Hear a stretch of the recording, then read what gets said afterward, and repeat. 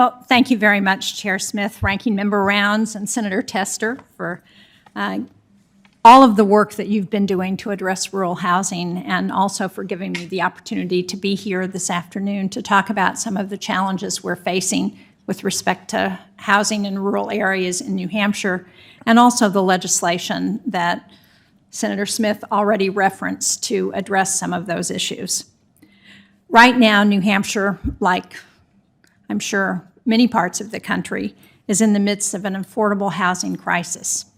According to the 2022 Residential Rental Cost Survey, which was conducted in New Hampshire by the New Hampshire Housing Finance Authority, the vacancy rate for all rentals in New Hampshire is just 0.5%.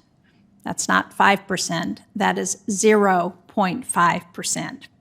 That's compared to a vacancy rate in the Northeast of 4.9% and nationally of 5.8%. And meanwhile, rents across our state continue to increase at an alarming rate. The cost for a two-bedroom unit has increased almost 26% in the past 5 years. Now, this is a statewide crisis, but in some of our rural areas, the problem is even worse. In Grafton County, which is in the western part of New Hampshire along the Connecticut River and borders Vermont, the vacancy rate is just 0.3%, and rents have increased an astonishing 48% over the past 5 years. Now, in many of our rural communities, as you all know, USDA rural housing service programs remain a critical source of affordable housing for our lowest income and most vulnerable residents. Many of them are elderly or disabled, but some of these programs are showing signs of strain as they mature. The Section 515 loan program, which was originally established almost 60 years ago, is one of those programs that requires attention today to ensure that it can be successful into the future. Under current market conditions in many communities, when a Section 515 loan matures, there are very strong incentives for the property owner simply to leave the program altogether and convert the units to market rate.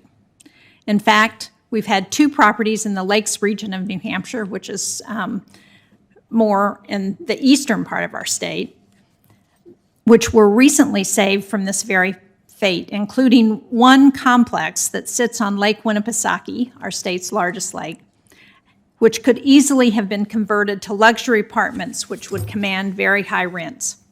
It was only through the timely intervention of Lakes Region Community Developers, which is a mission-driven nonprofit, that this outcome was avoided and tenants' homes were preserved. But unfortunately, the residents of many other properties in New Hampshire and across rural America are not so lucky. Legislation I introduced last week with Chair Smith, the Strategy and Investment in Rural Housing Preservation Act, is designed to address some of these incentives, tilting them back in favor of preserving vital, affordable rural housing stock and protecting low-income residents from displacement. To do so, the bill gives USDA and property owners flexibility to restructure existing Section 515 loans to ensure that these properties remain affordable for years to come. Even where restructuring is not possible, the bill helps protect residents by allowing rental assistance to be decoupled, as Senator Smith alluded to earlier, from the underlying loan, but to remain in place at the property, or by allowing the resident to transfer their rental assistance to another eligible property.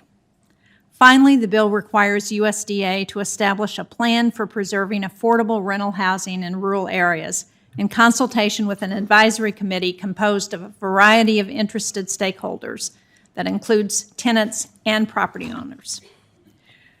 The affordable housing crisis in our rural communities is an enormous challenge that no single piece of legislation or single action is going to be able to solve. But I believe this legislation, like so many of the other initiatives that this subcommittee is working on, is an important step that will help prevent immediate harm by preserving existing affordable units as we all consider additional measures to create more affordable housing in communities where it's needed most. Thank you again, Chair Smith, Ranking Member Rounds, and all members of the subcommittee, Senator Tester, for letting me join you today and for the work that you're doing, and I stand ready to be helpful in any way I can as you bring forward legislation.